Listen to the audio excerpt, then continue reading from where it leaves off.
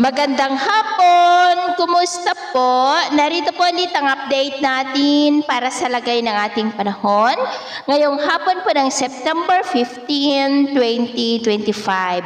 Sa ngayon po ay patuloy na ang paglayo ng LPA sa ating kalupaan at posible rin na makalabas na yan sa Philippine Area of Responsibility sa mga susunod po na mga oras.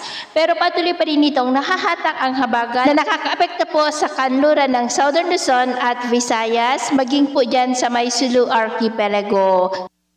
At base po dito sa ating wind map, posible muli na may panibagong sama ng panahon na mabubuo sa silangan ng ating bansa sa susunod na mga araw na malaking banta po lalo na dito sa Luzon. At ang development niya na ating babantayan kung matutuloy po o hindi. At ito naman po ang pinapakita ng forecast model na ating ginagamit hanggang po sa susunod na 2 linggo.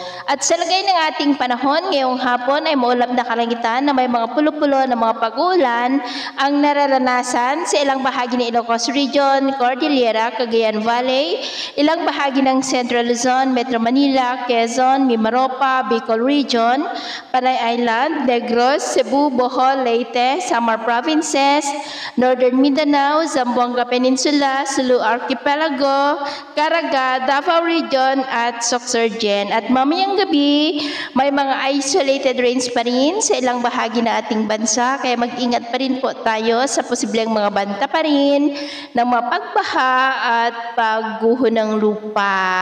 At sa atin naman pong mga baybayin, wala naman po tayong nakataas na namang gale warning signals, pero ba yung pag-ingat lamang po kung papalaot tayo para po mas makaiwas sa mga sakunang pangkaragatan.